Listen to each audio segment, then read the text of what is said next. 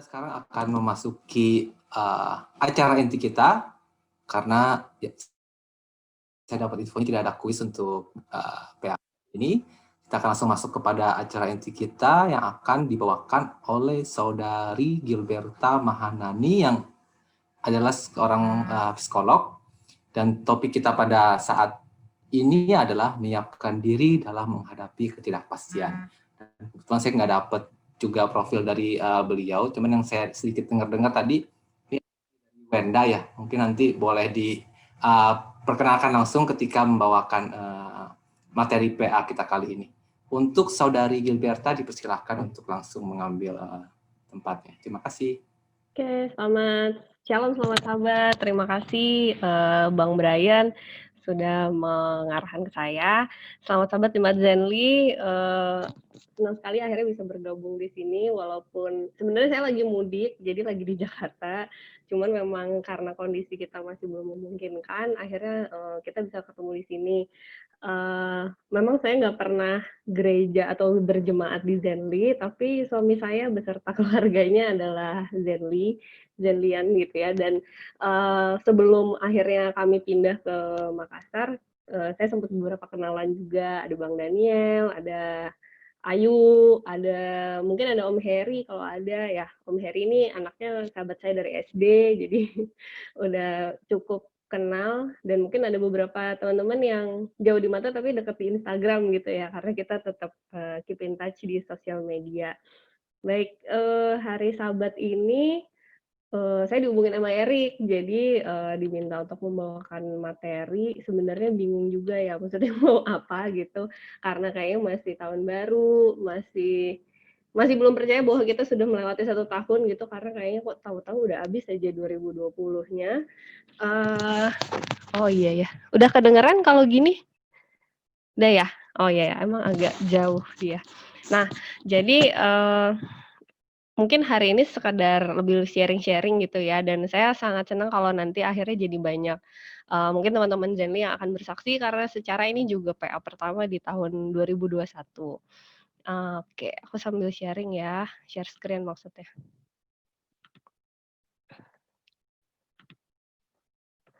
Oke. Ya. Jadi hari ini sharingnya tentang menyiapkan diri dalam menghadapi ketidakpastian. Tuh, jadi yang tidak pasti tuh banyak, bukan cuman hubungan aja gitu ya, yang kayaknya nggak jelas nih dia maunya apa gitu ya, tapi ternyata banyak sekali gitu.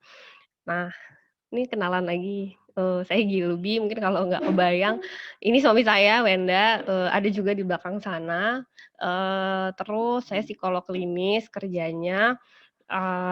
Jadi karena saya psikolog, yang saya pahamin Erik minta agak ke psikologis-psikologisan gitu, Kak. Oke. Nah, ini tempat kerja saya, bukannya saya promosi, tapi sebenarnya saya sering banget ditanyain soalnya, "Gilby, kalau ke psikolog itu di mana ya?" Gitu. Jadi di era sekarang ini memang orang sudah sangat lebih aware lah gitu ya sama kesehatan mental. Jadi banyak banget sebenarnya yang bisa dijangkau gitu di rumah sakit pemerintah pusat ya, RSUP tuh rumah sakit pusat gitu, jadi yang pakai BPJS juga bisa.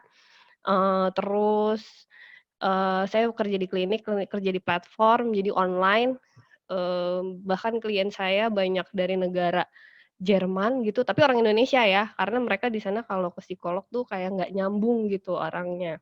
Jadi saya juga nggak pernah ke sana, tapi kliennya dari sana gitu. Terus pakai aplikasi ini, harganya seharga nasi ayam lah kira-kira kalau buat konsultasi, jadi cukup terjangkau gitu. Nah, kemudian saya tinggal di Makassar sekarang gitu, jadi habis nikah saya langsung dibawa ke Makassar tanpa basa-basi lagi gitu. Tapi dulu saya besar di Jakarta, saya previously gereja di Rawamangun gitu ya. Terus nih saya tinggal sama suami saya nih, sama anjing saya. Ini saya lagi di sana jaga rumah, enggak sih dititipin sebenarnya, nggak ikut mudik. Saya gereja di Sungai Sadang. Jemaat Sungai Sadang sangat senang dengan Jemaat Zenly, diucap-ucapkan terus gitu ya, mereka excited, jadi looking forward kalau misalnya memang sudah lebih membaik, mungkin kita bisa pelayanan bersama lagi. Oke, nah sebelum ke lebih lanjut, saya udah buat di menti.com, mudah-mudahan teman-teman cukup familiar ya dengan menggunakan Menti, kalau belum gampang kok. Jadi silakan dibuka menti.com, nanti dia akan minta kode. Kodenya adalah ini, 5318263. Pertanyaannya adalah, hal apa yang Anda cemaskan di tahun 2021? Nggak usah khawatir menjawabnya karena nggak ada namanya, jadi bisa menjawab apapun. Menti.com, kodenya 5318263. Kalau nggak salah, satu orang itu sekali menjawab bisa 3, tapi bisa berkali-kali. Jadi kalau banyak sekali yang dicemaskan, boleh.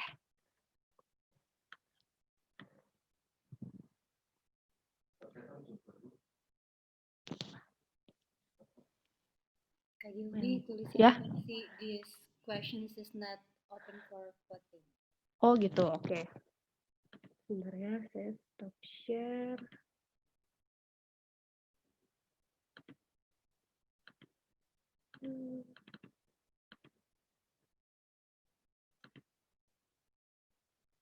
Sebentar ya.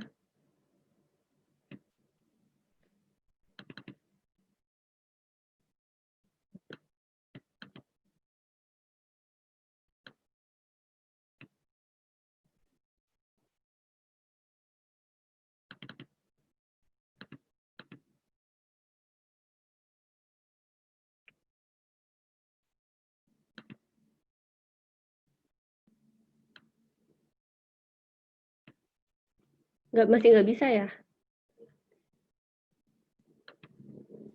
Belum di-open kayaknya. Iya nih, bentar ya. Tadi sih udah saya coba. Itu ada jawaban pekerjaan, itu tadi tes dari saya. Mana ya caranya? Oke, saya minta 1 menit ya buat mencoba ini.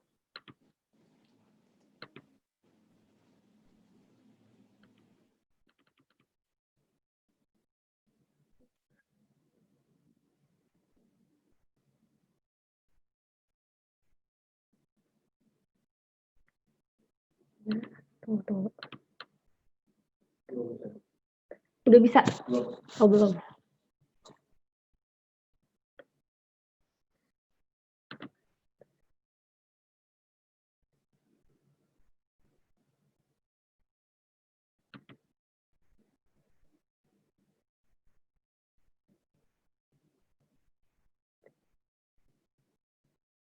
Aduh. Biasanya sih langsung bisa ya. Mungkin ada yang bisa bantu kasih kode ke saya apa ya yang dipencet.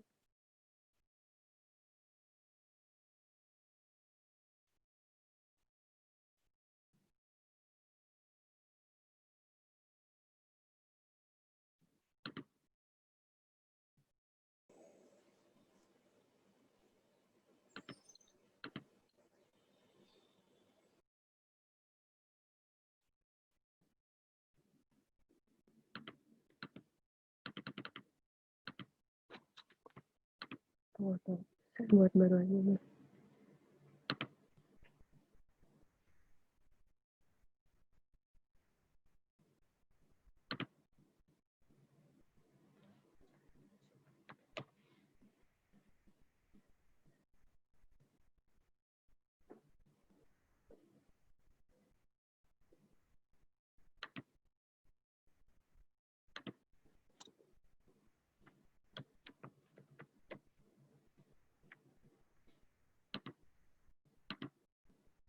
Udah ada yang bisa mungkin?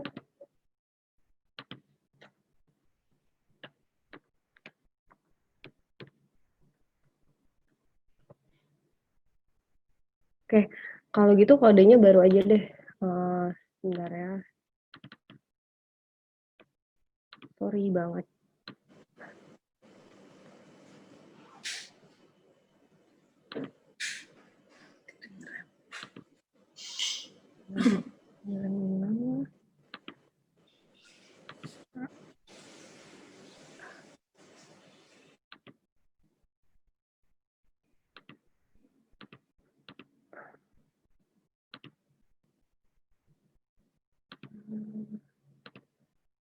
Oke, ini kodenya 9096622.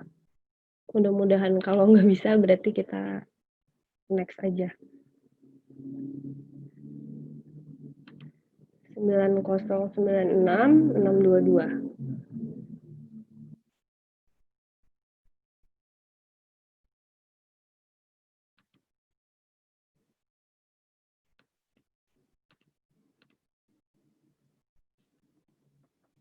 Udah bisa, Gil? Udah ya? Ya. Yang mana? Yang 9096 atau? Ya, 9096622. Oke.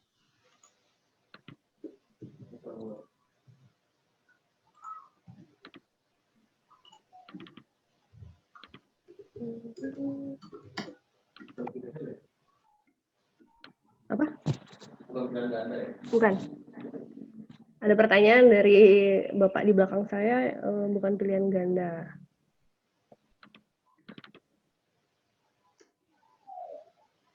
Sudah mulai menjawab.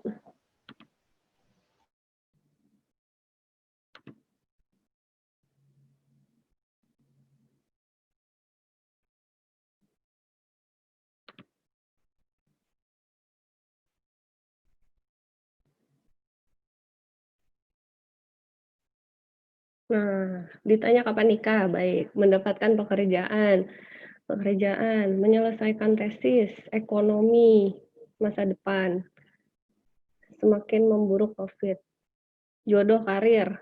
Kelihatan ya ini ya? Kelihatan nggak sih di screen-nya? Kelihatan nggak di Zoom-nya? Di Zoom-nya kamu share slide PPT kamu ya? Oh, oke. Maaf, belum connect.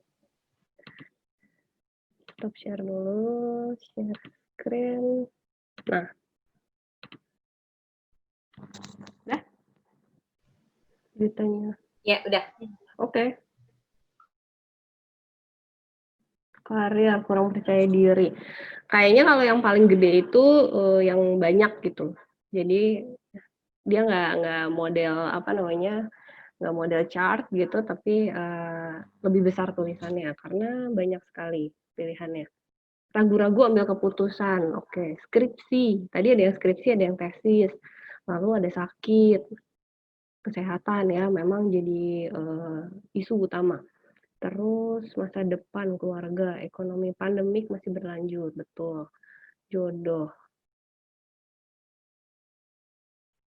Yang ditakut itu ditanyanya aja ya, nih kapan nikah ya. Sebenarnya nikahnya mungkin nggak takut, cuman kalau ditanya makin takut. Mempercayai agama yang salah, oke.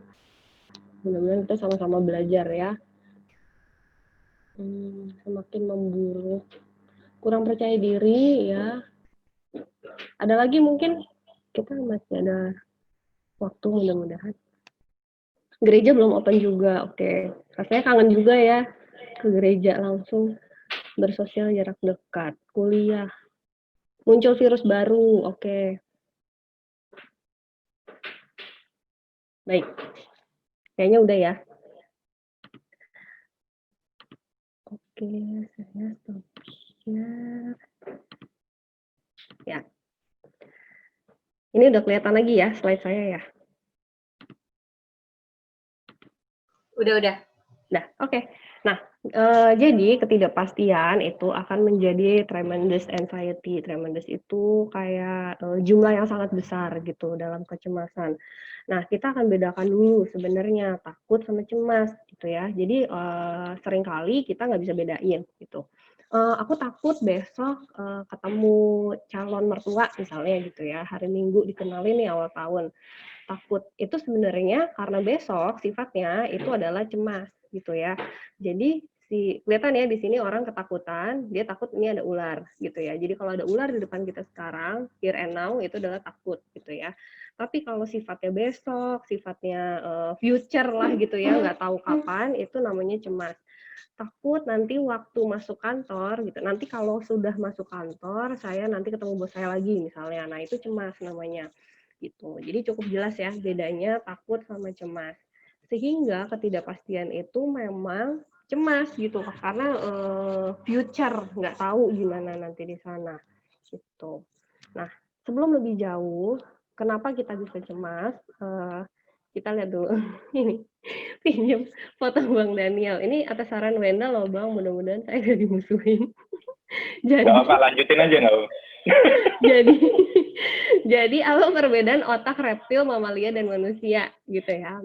Saya nggak tahu mungkin teman-teman udah pernah baca kalau reptil itu sederhana banget ya. Jadi yang pelihara kura-kura, yang pelihara ular, mudah-mudahan nggak ada sih pelihara ular ya. Itu dia sederhana banget, cuman tahu rasa haus sama lapar. Terus apa namanya?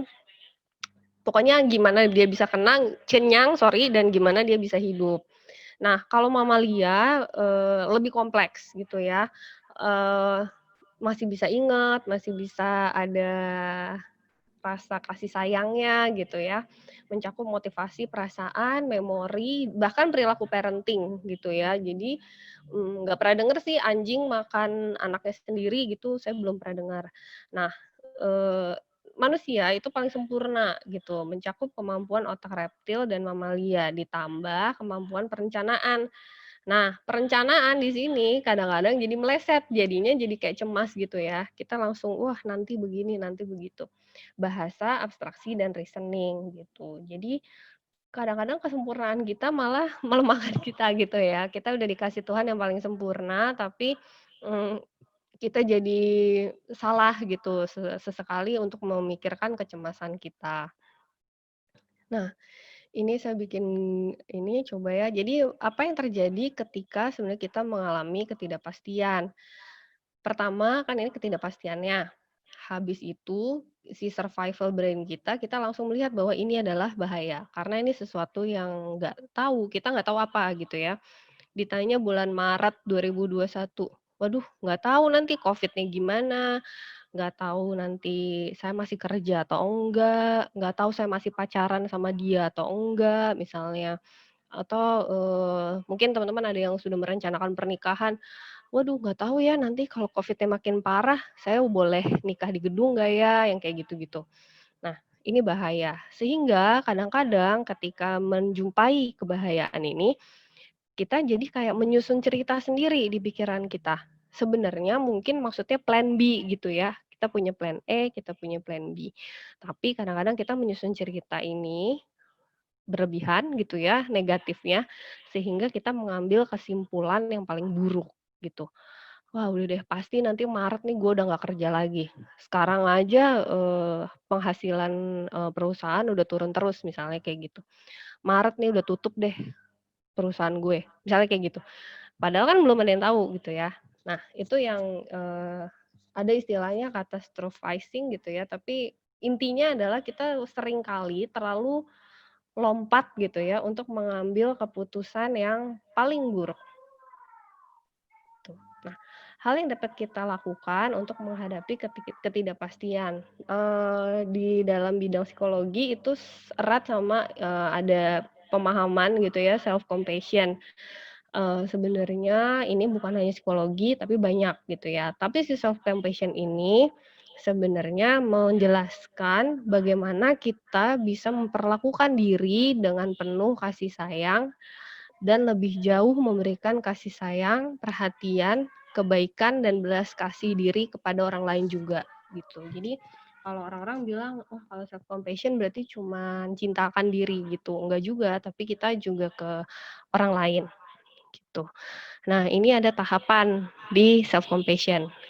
Dia disingkatnya float gitu ya.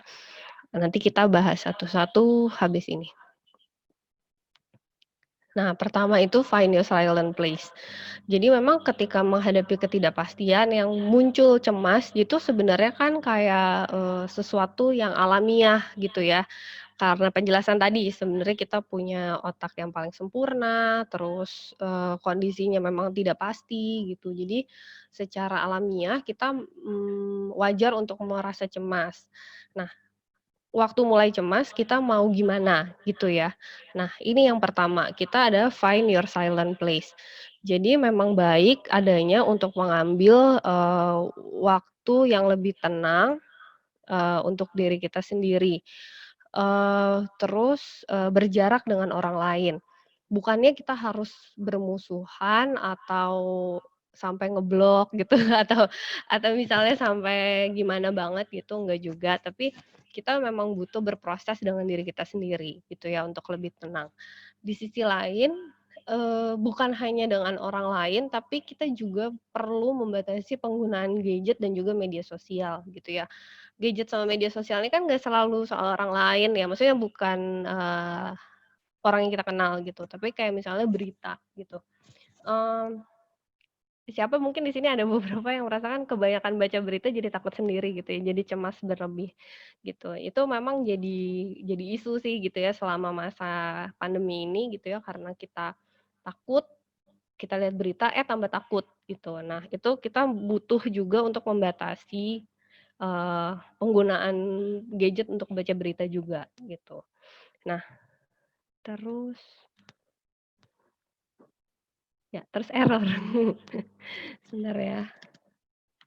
Kenapa hari ini banyak error? Oke.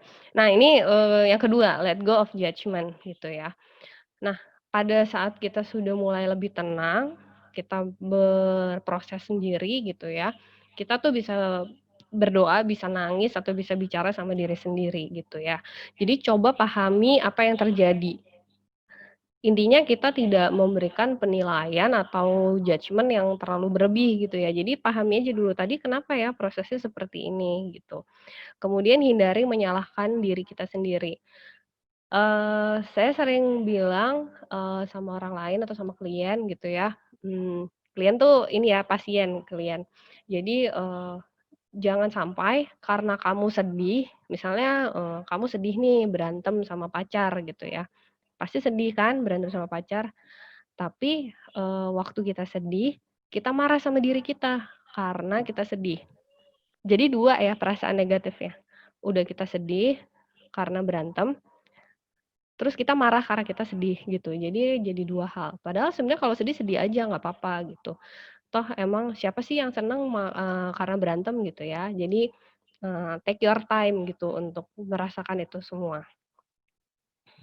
Nah, kemudian, lebih lanjutnya kita perlu juga untuk mencoba mengamati, pikiran dan perasaan kita, gitu. Apa sih gunanya sebenarnya gitu ya, saya sering banget tuh digituin, "Ngapain sih harus mengamati pikiran sama perasaan?" Gitu. Kan udah pasti kalau saya sedih tuh saya nangis gitu. Emang cuman sedih gitu ya, ternyata bisa jadi, karena kecewa juga, dan kecewanya karena apa gitu, itu yang kita perlu lebih dalami, gitu. Nah, di sini, sebenarnya fungsinya adalah untuk mengenal diri kita sendiri melalui pikiran dan perasaan. Lagi-lagi tidak menghakimi diri dan jangan sampai pikiran negatif kita bertambah karena penilaian kita sendiri tadi. Oke, nah ini awareness of your environment. Lagi-lagi, ketidakpastian yang menimbulkan kecemasan tadi, kita jadi abai sama lingkungan kita, gitu ya. Ini caranya kayaknya sederhana banget gitu, tapi, berhasil kok gitu. Jadi, kalau kita pernah nggak lagi mandi misalnya, yang hari-hari aja ya, yang lagi mandi, tapi kita pikirannya ke minggu depan waktu, meeting sama tim kita gitu misalnya, atau pikirannya ke minggu depan waktu, nanti saya ketemuan sama siapa gitu misalnya. Nah, jadi kita malah nggak memfokuskan diri kita ke hal-hal yang kondisinya saat ini gitu ya. Nah, untuk melatih, kita supaya lebih fokus ke dalam kondisi saat ini, cara sederhananya ini memang memaksimalkan, panca indera kita gitu. Coba saya tanya sama teman-teman, sekarang sadar nggak ada warna apa aja di sekitar kalian? Saya aja mungkin harus ngamatin lagi nih, oh ada hitam, ada putih, ada coklat gitu ya. Itu yang kadang-kadang kita nggak sadari. Ini, treatment ini atau cara ini gitu ya, ini juga sempat berhasil kemarin waktu, zaman-zaman Covid awal-awal itu kan ada banyak banget konseling untuk nakes ya, nakes-nakes perawat. Saya nggak tahu mungkin teman-teman di sini banyak yang perawat juga ya, atau keluarganya. Jadi perawat itu kan syok banget, tadinya kan kerjanya cuman rawat inap gitu ya, terus tiba-tiba harus menghadapi Covid yang sangat tidak pasti dengan keterbatasan semuanya gitu. Jadi mereka sangat sangat stres. Nah, waktu dikasih gini ya lumayan gitu, seenggaknya mereka bisa tenang dulu gitu, nggak langsung yang habis ketemu pasiennya langsung panik lagi gitu. Jadi ini hal-hal sederhana yang sangat sederhana malah saya bilang, kalau kita udah mulai ngawang-ngawang pikirannya ke mana-mana, ya udah perhatiin aja gitu, bentuk, coba dengerin 5 suara, hirup aroma, rasakan sensasi kulit gitu. Mungkin kalau lagi sambil jalan pagi gitu di depan rumahnya bisa dicoba. Nah, ini adalah thankful for the experience gitu ya. Ini kayaknya lebih menang ilmu, Kristiani kita gitu ya, bahwa memang kita banyak bersyukur gitu. Selain bersyukur, menurut saya juga perlu diamati sebenarnya hal apa yang menjadi pelajaran gitu ya buat kita. Sudah pasti kalau bersyukur gitu ya, "Wah terima kasih Tuhan saya masih hidup di 2021," gitu misalnya. "Saya masih aman dalam perjalanan," gitu. Tapi amati juga sebenarnya apa yang menjadi, pelajaran bagi diri kita gitu ya. Lihat sisi positifnya dan terima sisi buruknya. Ini memang prosesnya nggak akan segampang membaca ini gitu ya, lihat sisi positif, terima sisi buruk gitu. Ini semua proses gitu. Jadi, kalau memang butuh proses ya nggak apa-apa, tapi teruslah berproses gitu untuk, sampai nanti akhirnya bisa menerima sisi buruk. Ini ada satu pesan dari seorang ahli self compassion, eee, instead of merciless, jadi daripada kita terus-terusan menilai, mengkritik diri kita sendiri dari banyak hal-hal yang nggak sesuai gitu ya, atau yang belum pasti, self compassion itu intinya adalah untuk kita benar-benar baik gitu ya, berbaik hati dan juga memahami ketika kita memang menghadapi sebuah kegagalan gitu ya, atau sesuatu yang tidak diharapkan. Nah, sehingga, siapa juga sebenarnya yang menuntut kita untuk perfect gitu kan. Jadi kadang-kadang kita juga terlalu memaksakan diri kita untuk, "Oh, I have to gini-gini, I have to," gitu. Jadi saya harus. Nah, daripada, ini juga simpel ya gitu ya, kan kita kadang-kadang, "Wah, saya harus bisa, saya harus semangat," gitu. Tapi bisa diganti dengan saya boleh untuk ini, saya boleh semangat, saya boleh untuk sedih, saya boleh senang, saya boleh. Jadi kalimat itu akan lebih lebih berbelas kasih pada diri kita sendiri dan juga lebih memahami diri kita sendiri. Nah, ini dari Tuhan, bersabda dari Alkitab, tentunya yang saya yakin akan lebih kompleks lagi dalam menguatkan kita gitu ya. Saya suka sekali ayat ini di Yesaya 41 ayat 10, "Janganlah takut sebab aku menyertai engkau, janganlah bimbang sebab aku ini Tuhanmu, aku akan meneguhkan, bahkan akan menolong engkau. Aku akan memegang engkau dengan tangan kananku yang membawa kemenangan." Baik, terima kasih. Saya bawa dan Yesus, amin. Terima kasih untuk Saudari Gilby ya, Ya, Gilby. telah memberikan kita terutama dalam menghadapi ketidakpastian dalam situasi kita pada kali ini karena karena kita masih dalam situasi pandemik atau COVID ya, pasti masalah ketidakpastian itu atau kecemasan dan lain-lain itu banyak menghantui kita. Sampai di beberapa kantor pun yang saya dengar ya ada yang sengaja membuka tim khusus untuk membantu para karyawannya ya. Bahkan untuk mereka yang maksudnya nggak kena dampaknya secara secara langsung tetap diberikan suatu fasilitas karena ada banyak yang komplain mungkin telah mengalami suatu gejala yang gimana karena pandemik seperti ini, dan kita udah kasih beberapa kiat-kiat khusus untuk menghadapi berbagai uncertainties atau ketidakpastian di masa-masa sekarang ini. Baik, kita akan masuk ke sesi tanya jawab ya, atau mungkin dari staf PA ada pengumuman lain. Kalau tidak ada, kita akan masuk ke sesi tanya jawab. Mungkin dari teman-teman di sini dan juga saya lihat banyak tamu juga di sini. Selamat datang kembali, saya ucapkan selamat bergabung di PA kita kali ini.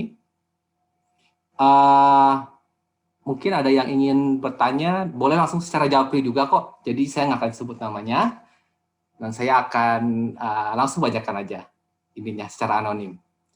Boleh? Mungkin Saudara Gaby sudah mengangkat tangan, ingin bertanya? Yang bertanya mamanya Gaby. Oke, silakan Tante Bu Beta. Ini ya saudari siapa nih? Istrinya Gilby. Amanda. Gilby. Mirip namanya tante sama anak tante. Gilby, Gaby. Ini ya, saya nggak tahu ada kekurangan di mana ya saya orang yang mungkin bisa dibilang penakut atau gimana. Saya nggak mau pernah periksa dokter, periksa kesehatan, walaupun ada fasilitas dari kantor bisa periksa kesehatan secara menyeluruh ya, secara secara menyeluruh. Saya tidak pernah menggunakan itu karena saya bisa lebih stres kalau saya tahu penyakit saya. Misalnya ya, kalau ada penyakit, saya akan lebih stres daripada mungkin menjalani penyakit itu. Jadi lebih baik saya tuh tidak mau tahu. Terus waktu anak-anak ini di rumah suka nggak ini sama saya karena saya selalu larang mereka keluar-keluar, atau kalau orang datang di rumah itu saya sangat stres apalagi waktu mau bagi sembako itu di rumah mau apa namanya itu mau ngatur sembako ya, itu sebenarnya terus terang Bang Daniel sebenarnya saya nggak mau di rumah karena saya tuh tanya Ayu aja, Ayu tuh kalau mau tante saya akan mau ke rumah ya, nggak boleh, pokoknya saya itulah pokoknya saya lebih baik gimana itu ya nggak takut aja, tapi saya nggak mau mereka periksa ke dokter atau apa karena saya takut kalau ketahuan penyakit saya. Itulah apa ya kekurangannya di mana itu saya atau apa jalan keluarnya biar saya bisa mengatasi ini masalah ini. Terima kasih. Oke, makasih Tante. Ini langsung dijawab ya, Bang? Atau Boleh langsung sejauh ini dijawab belum aja. ada yang tanya lagi sih. Iya, baik. Terima kasih pertanyaannya Tante. Tante nggak sendirian, banyak sekali yang punya pikiran atau perasaan seperti Tante, gitu ya. Nggak usah jauh-jauh, mungkin kayak teman kerja saya, padahal di rumah sakit gitu ya. Itu juga takut gitu, kayaknya udahlah kayaknya sehat-sehat ngapain sih dites gitu ya, padahal sebenarnya fasilitasnya ada gitu. Jadi banyak orang begitu gitu. Tapi kalau kita karena kita kan sama-sama belajar hari ini gitu ya, bahwa si penerapan self compassion tuh agak bingung sebenarnya di bahasa Indonesia ya, mungkin belas kasih pada diri sendiri gitu ya. Nah, itu adalah untuk benar-benar hadir atau memahami kondisi yang sebenarnya terjadi saat ini gitu. Karena tadi balik lagi, sebenarnya kita bisa tanda kutip mengarang cerita gitu ya di kepala kita. Wah, misalnya hari ini saya bersin-bersin gitu ya. Ini mah alergi aja, ini saya alergi gitu ya. Nggak mungkin COVID ini nggak mungkin. Di pikiran saya begitu.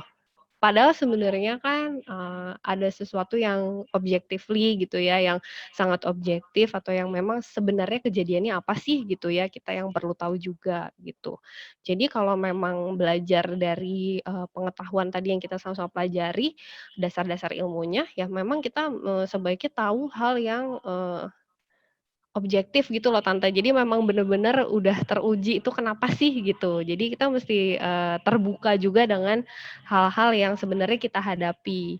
Bukan yang sebenarnya kita sedang rancang di pikiran kita. Sebenarnya kita bisa terus nih merancang, oh nanti kalau saya sakit saya mau begini, kalau saya sehat saya mau begini. Wah berdasarkan ini kayaknya mendingan dia nggak usah ke rumah saya apa segala macam. Bener juga sih, memang kan kita disuruh nggak ketemu-ketemu orang gitu-gitu ya. Tapi kalau memang ada sesuatu yang kita pelajari dan memang sifatnya benar adanya, terus malah membantu kita gitu ya, kan kalau kita periksa ada hasilnya itu kan membantu kita, selanjutnya kita mau ngapain gitu ya. Nah itu saya rasa akan lebih baik gitu. Jadi mmm Mungkin perlu dicari tahu juga yang bikin Tante takut apa? Apakah takut periksanya? Apakah takut, jalan ke tempat periksanya? Atau nanti kalau udah ada hasilnya gimana gitu. Nah itu sebenarnya bisa kita antisipasi bersama-sama, sebenarnya begitu. Terima kasih.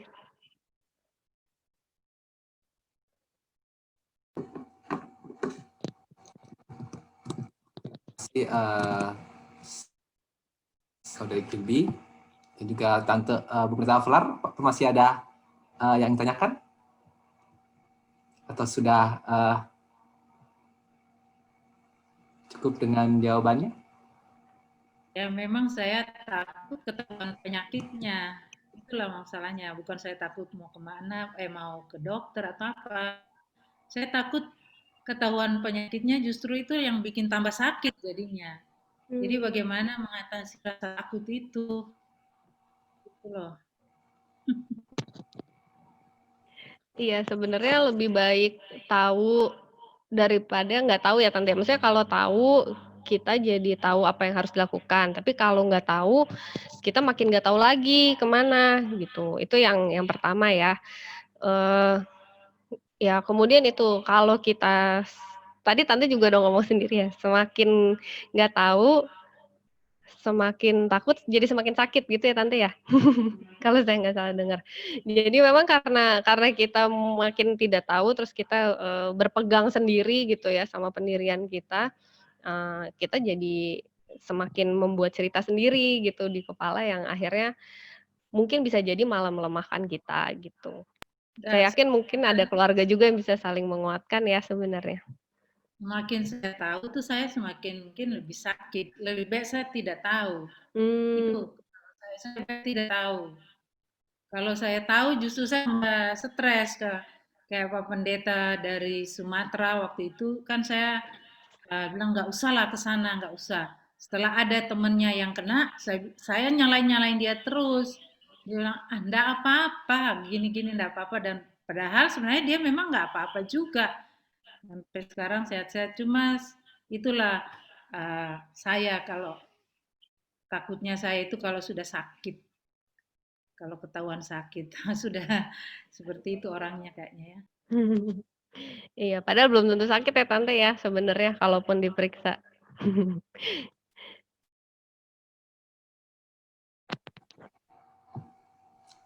Ini ada pertanyaan di kolom chat, saya yang baca atau gimana? Boleh.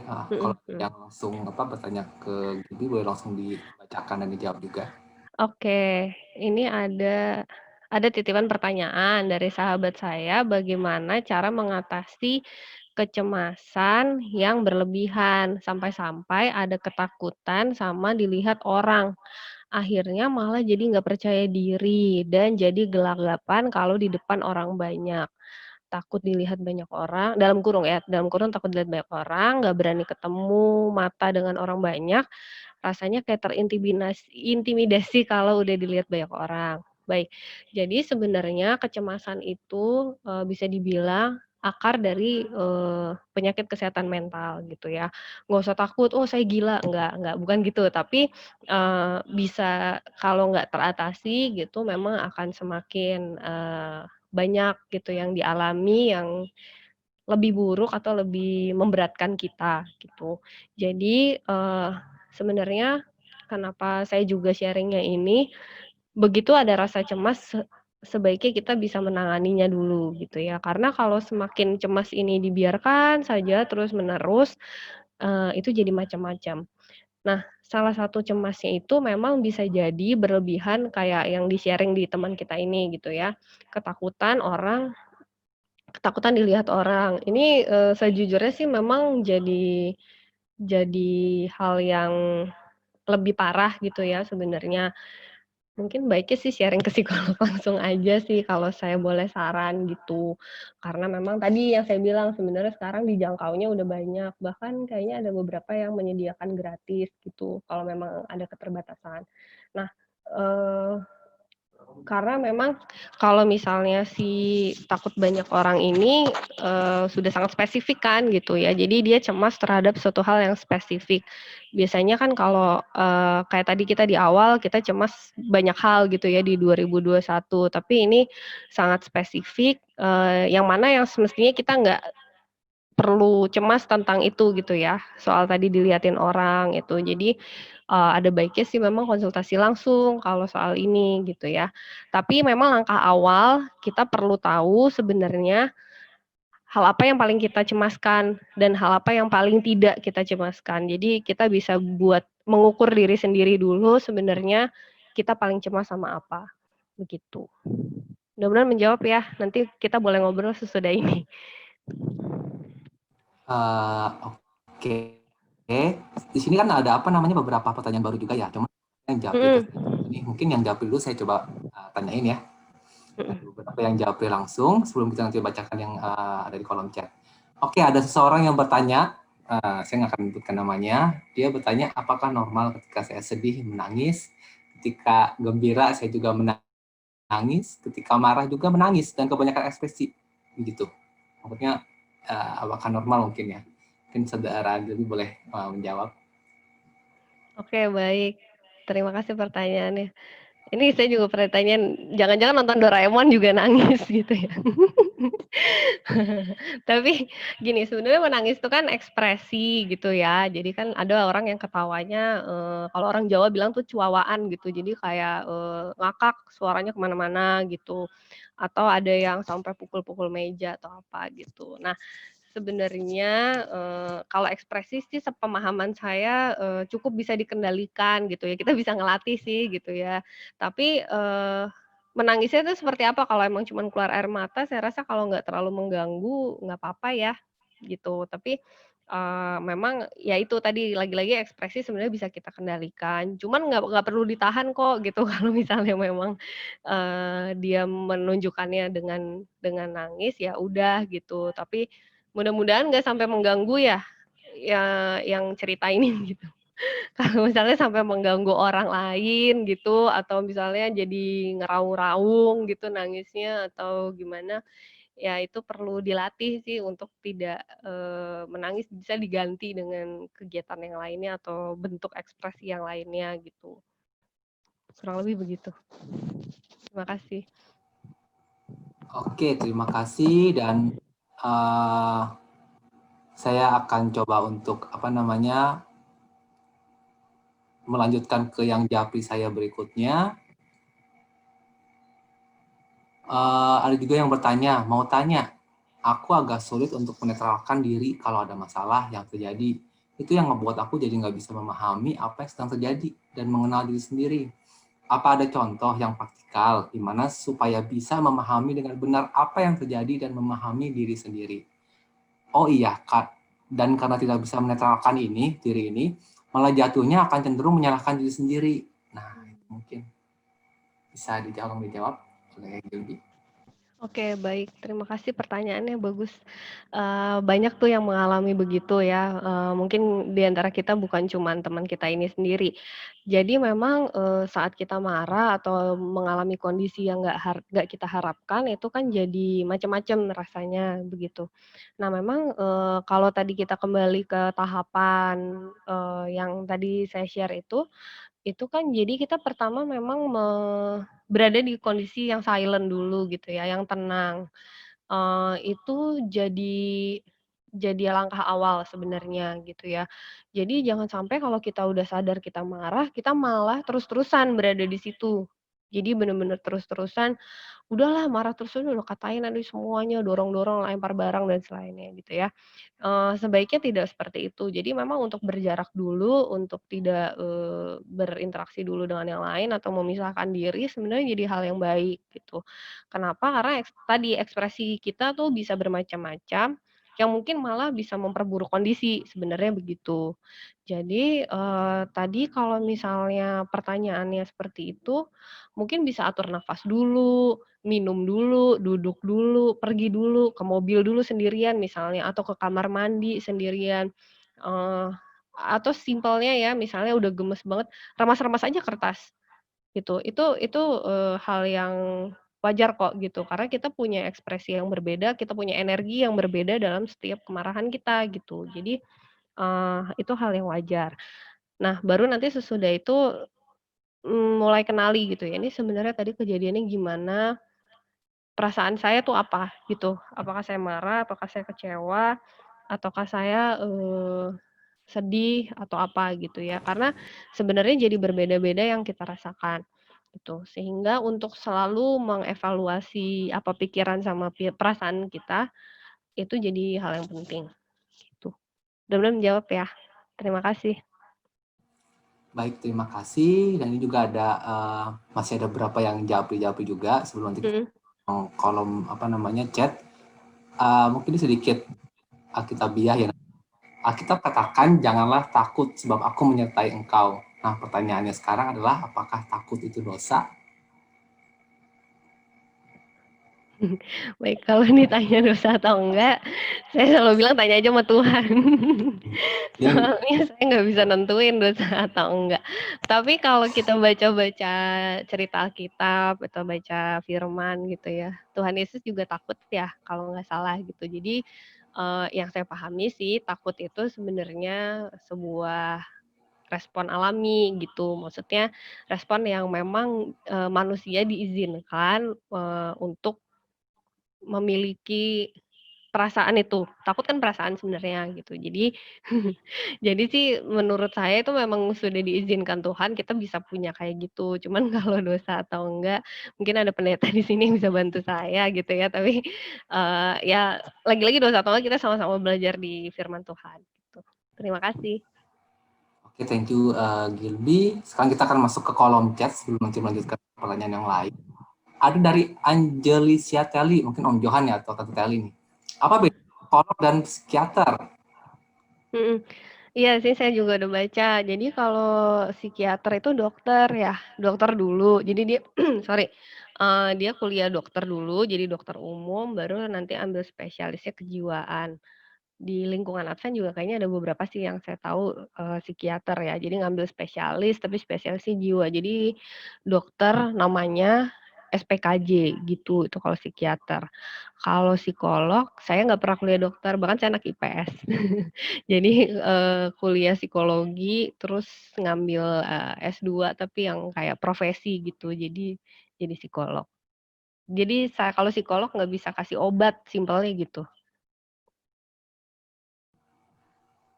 Oke, terima kasih Gilby. Kita lanjut ke pertanyaan berikutnya dari saudari Ayu. Ini menanyakan tentang 4 tipe itu ya. Jadi situasi pandemik ini kan mengharuskan kita tetap di rumah nih. Mhm. Banyak yang bete, jenuh kali ya. Kira-kira apa yang dapat dilakukan orang-orang dengan tipe kepribadian sanguin, pragmatis, koleris, melankolis dalam menghadapi rasa bosan dan kesepian di rumah? Juga apa yang dapat mereka lakukan untuk menjaga kesehatan fisik dan mentalnya? Mungkin kalau tipe-tipe sanguin akan bosan kali ya. Nah, mungkin kalau yang lain atau mungkin saudara Gilby boleh langsung diberikan jawabannya. Ya baik, jadi, memang buat semua orang akan berbeda sebenarnya, dengan kondisi kita harus di rumah aja. Ada, yang seneng banget karena nggak usah harus kemana mana, tapi ada yang, merasa sepi, merasa ada yang hilang gitu ya, karena nggak bisa nongkrong sama teman-temannya, atau mungkin sesimpel kita doa bersama, buka sahabat bersama gitu. Nah, kalau per tipe kayaknya jadi panjang, tapi, basic-nya gini, apa yang kita rasa kita butuh, sebaiknya kita boleh, menginisiasikan. Contoh gini, saya pernah ditanya juga nih kayak gini, tapi waktu itu ditanyanya adalah, "Saya orangnya extremely extrovert loh Mbak," gitu. Jadi, saya tuh biasanya nyamperin ke meja-meja teman-teman, saya negur satu-satu gitu. Saran saya cuma satu, "Ya udah kalau gitu, kamu setiap hari sapa teman kamu aja, japri-japri satu-satu." gitu. Sama kan sebenarnya gitu. Jadi, sebenarnya nih kayak cuman pindah media gitu ya, jadi lebih ke internet.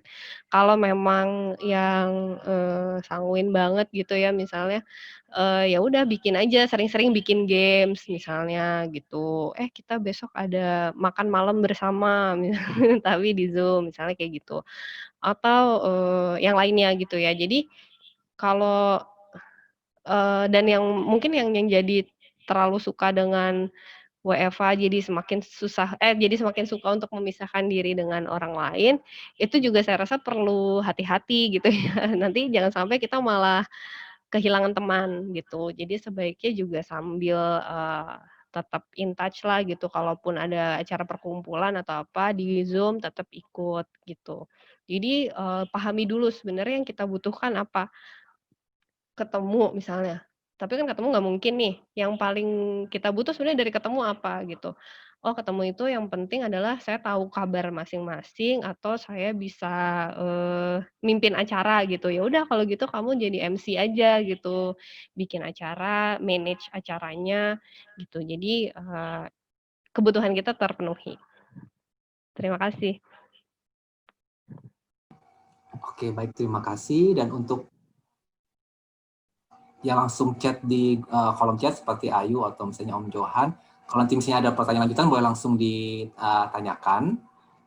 Dan juga untuk yang japri ke saya juga nanti kalau misalnya ada yang ingin lanjut boleh langsung nanti japri chat lagi juga japri ke saya.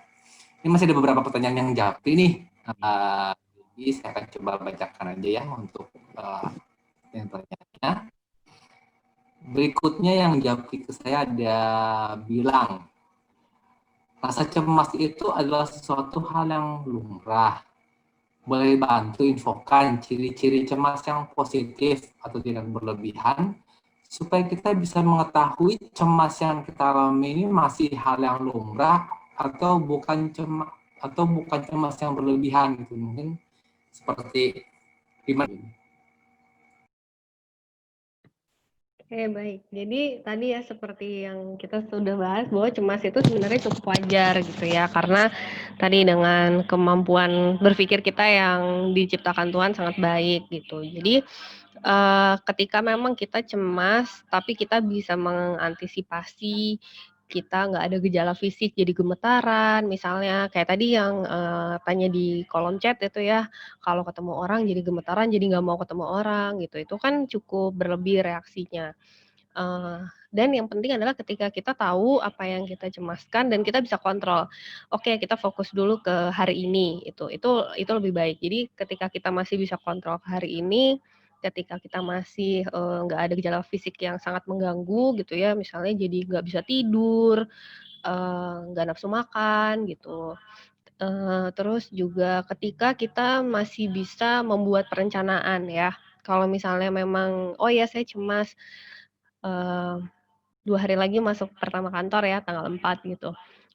Tapi ya udah saya bikin jadwal deh gitu ya, hari ini nanti waktu masuk pagi-pagi saya mau buat apa, selanjutnya apa, yang saya siapkan apa gitu. Itu adalah yang masih dalam tahap wajar, saya rasa begitu.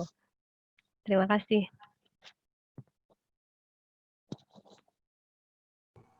Oke, terima kasih Lilby. Ini masih ada beberapa yang japri ke saya. Sebelum itu, saya juga diinfokan mau ada lagu spesial ya. Kita akan lagu spesial dulu sebelum, jadi mungkin host boleh tolong bantu untuk menampilkan lagu spesial sebelum kita lanjut ke menjawab pertanyaan-pertanyaan dari yang lainnya.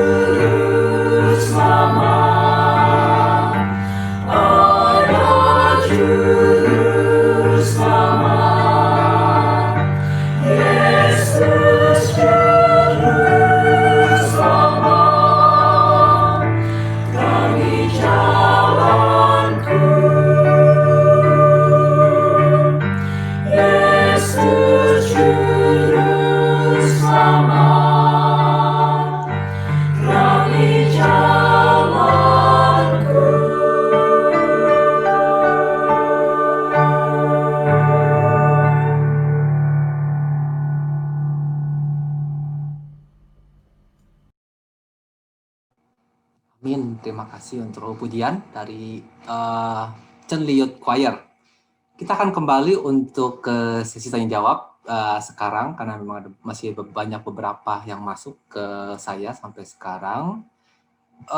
Namun sebelum itu saya akan coba kasih kesempatan sekitar beberapa detik ya, 20 detik lah. Apakah ada yang ingin langsung menanyakan pertanyaan ke Gilby kah? Boleh langsung maksudnya biar kita lebih interaktif juga. Jadi selain lewat Japri mungkin ada yang ingin langsung bertanya, dipersilahkan juga.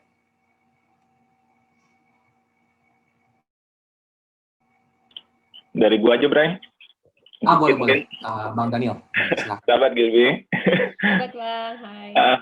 Mungkin aku nanya dikit aja. Mungkin ketakutan yang berlebihan atau mungkin trauma gitu ya.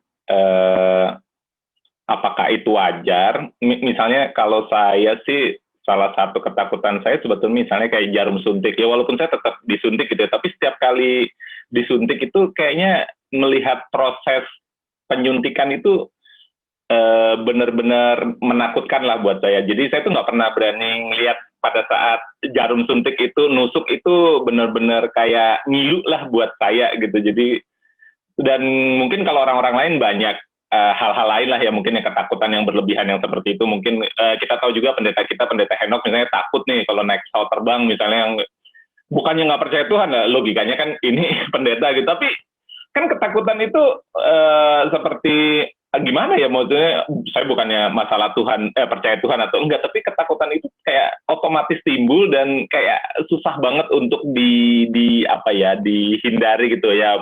Saya sih dengan sementara ini dengan tidak melihat, asal saya nggak ngelihat nggak apa-apa gitu, tapi kalau ngebayangin aja tuh lumayan ngilu gitu, ngeri-ngeri gitu ya. Itulah maksudnya, apakah itu wajar atau memang ada teknik-teknik untuk menguranginya atau menghilangkannya, ya itu sih kira-kira pertanyaan saya. Thank you ya. Oke, thank you Bang Daniel. Jadi itu memang setiap orang jadi punya kecepatannya masing-masing gitu ya. Ada yang jarum suntik. By the way, saya juga kalau lagi disuntik kayaknya mendingan nggak lihat sih, gitu ya. Jadi memang setiap orang cukup unik gitu ya kan. Maksudnya setiap individu tuh unik. Jadi kita memang punya ketakutan atau kecemasan terhadap hal-hal tertentu gitu.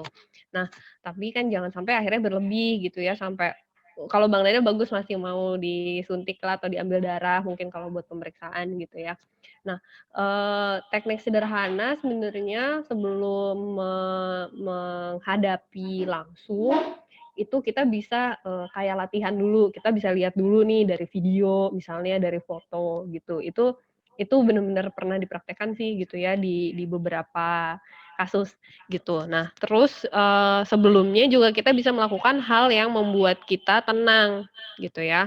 Entah kita dengar lagu rohani atau lagu lainnya yang kita membuat kita tenang, atur nafas gitu. Jadi kecemasan itu erat banget sama pernafasan sebenarnya kalau secara fisik ya gitu. Jadi kan kalau secara pikiran tadi kita tuh kecepetan gitu mikirnya udah kemana-mana. Nanti jarumnya salah suntik, nanti jarumnya bekas, nanti jarumnya, nah itu jadi udah tunggu, kita pikir dulu yang sekarang gitu. Nah tapi kalau secara fisik memang cemas ini erat sekali sama pernafasan dan jantung kita gitu. Jadi sebaiknya memang sebelum kita menghadapi hal-hal yang kita nggak mau gitu ya. Tapi kan sebenarnya kita tahu nih misalnya Bang Daniel, wah besok jadwal medical check up, nggak boleh nggak datang kalau nggak ada jadwal lain, misalnya gitu kan kalau dari kantor-kantor kayak gitu ya. Atau vaksin gitu. Nah itu kan penting. Nah sebelumnya mungkin boleh melatih diri itu untuk nonton-nonton dulu atau mungkin atur pernafasan dulu gitu. Itu bisa membantu sih Bang. Tuh, terima kasih. Oke, thank you Gilby. Mau nanya, Yan? Oke, ayo silakan Yun. Aku pernah ngikutin seminar kesehatan tentang cabin fever nih, Gilby. Nah, apa sorry? Cabin fever. Oh, oke. Kalau maksudnya kan di situ sih dibilang kalau cabin fever kan kita dalam masa pandemi ini kita di rumah, sama kayak pertanyaan aku sebelumnya kan kita ngerasa cemas diri sendiri, kita ngerasa kayak ruang lingkupnya itu aja gitu. Ada nggak sih tips and triknya supaya di mana kita masih di rumah, di mana kita masih ya udah kegiatan itu aja, tapi kita bisa menangani si cabin fever ini, sindrom cabin fever ini? Oke, makasih Ayu. Ini pertanyaan yang bagus karena semua orang pasti mengalaminya sih si cabin fever ini. Jadi pertama mungkin kita perlu pahami si cabin fever ini bukan suatu gangguan gitu. Jadi memang sesuatu yang sangat wajar terjadi gitulah. Jadi bukan sampai gangguan harus terapi macam-macam gitu. Nah, memang kondisi kita yang membatasi kita sampai kita mengalami itu gitu. Nah, sebenarnya kita itu pada dasarnya punya minat masing-masing gitu ya. Nah, ini jadi penyakit orang budaya timur sih memang kadang-kadang. Kita lupa sama hobi kita apa, gitu. Kita lupa kita minatnya apa, karena, kayak sekolah kita kan itu yang penting nilai ya, gitu ya. Nggak ada kayak, kayaknya nilai kesenian tuh nyontek aja gitu, atau apa gitu kayaknya nggak dianggap, sangat disampingkan gitu. Padahal sebenarnya, minat kita tuh luas gitu. Jadi kayak, kita sukanya apa tuh dibatasi. Nah, jadi ada baiknya sebenarnya kita juga memahami kita paling suka tentang apa, gitu. Nah, setelah itu baru kita bisa, jadwalkan atau kita bisa, men-challenge diri kita sendiri untuk, benar-benar menguasai hal yang kita minati gitu ya. Misalnya Ayu suka, apa ya, Ayu suka melukis misalnya gitu. Nah jadi, nanti dicoba tuh, oh ini di minggu pertama aku mau melukis ini, di minggu kedua mau melukis ini gitu. Itu cara-cara sederhana yang akhirnya bisa kita terapkan gitu ya. Atau kayak sekarang kan banyak pembelajaran virtual-virtual yang gratis gitu-gitu ya. Atau sekadar sebenarnya mencoba masak menu baru gitu, itu juga bisa memicu kita gitu. Selagi kita memang masih punya semangat untuk melakukan hal baru gitu ya, itu jadi, cukup menolong kita. Terima kasih. Oke, thank you. Sebelum kita masuk ke kolom chat, udah banyak juga yang jawab ke saya nih. Jadi sebelum numpuk dan sebelum terlewat, saya akan coba bacakan. Dan ini juga mirip dengan yang tadi Bang Daniel juga udah coba tanyakan. Apa bedanya cemas dengan fobia? Atau mungkin tadi ya Bang Daniel bilang ada orang yang takut pesawat, takut jarum suntik. Apakah bedanya cemas sama fobia? Dan bagaimana menangani fobia ini? Mungkin itu lebih pertanyaannya. Oke, sorry tadi fobia ya pertanyaannya ya? Apa bedanya cemas dan fobia? Gitu. Oh oke, sorry. Atau gimana dan cara mengatasinya sih? Nah, jadi, kalau fobia itu, level lebih lanjutnya dari cemas sebenarnya gitu bisa dibilang. Jadi awalnya kita cemas, lama-lama kita jadi fobia gitu. Nah, tapi nggak selalu ya, jadi jangan, "Waduh aku sekarang, takut ini nanti besok aku fobia," enggak gitu. Atau jangan cepat melabel diri juga, "Oh aku tuh fobia tinggi," gitu. Padahal sebenarnya cuman takut-takut nggak enak aja kalau lagi berdiri di balkon gitu. Nah jadi, ya itu tadi kalau fobia tuh level lebih parahnya. Misalnya tadi takut jarum suntik, berarti sampai nggak mau suntik sama sekali, terus nggak pernah mau vaksin dari SD misalnya gitu.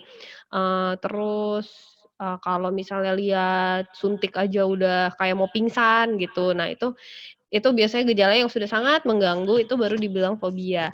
Tapi lagi-lagi, kalaupun kita mengalami itu, jangan cepat-cepat bilang kita fobia. Karena sebenarnya untuk mendiagnosis atau men-state kalian itu fobia, itu butuh pemeriksaannya yang berkelanjutan, gitu. Jadi, kalau cemas tadi ya, kalau cemas kita masih bisa tangani, kayak Bang Daniel akhirnya masih bisa berani, oh ya udah deh pokoknya terserah terserah ibunya deh mau nyuntik di mana, pokoknya gue selamat gitu. Jadi itu masih cukup wajar sih sebenarnya, gitu. Terima kasih. Oke, thank you Gilby. Mhm. Juga nyambung ke pertanyaannya Renata atau Bang Emen ya. Salah satu cara yang sering digunakan untuk mengatasi ketakutan atau kecemasan yang berlebihan atau fobia ya, adalah menggunakan hipnoterapi. Sampai seberapa jauh sih metode hipnoterapi ini bisa kita gunakan? Nah, itu mungkin lebih pertanyaannya. Oke, makasih Bang yang bertanya. Jadi kalau hipnoterapi itu sebenarnya ilmu yang belum ilmu banget, setahu saya gitu. Jadi kayak masih pseudoscience. Tapi intinya kalau belajar psikologi nggak tentu belajar hipnoterapi gitu. Jadi itu, skill yang lain yang perlu dilatih lagi gitu. Saya pribadi, saya belum pernah belajar Bang, jadi saya nggak bisa kasih penjelasan lebih lanjut gitu. Tapi memang ada yang, menggunakan ini, kalau saya terapinya yang lain gitulah intinya. Jadi ada yang terapi hipnoterapi, ada terapi yang lain, terapi BC dan lain-lain. Nah saya terapi yang lainnya gitu. Mungkin bisa, pernah dengar yang memang bisa berpengaruh, cuman saya belum tahu spesifik aktivitasnya gimana. Terima kasih. Bang, Ya, ada yang ingin bertanya langsung?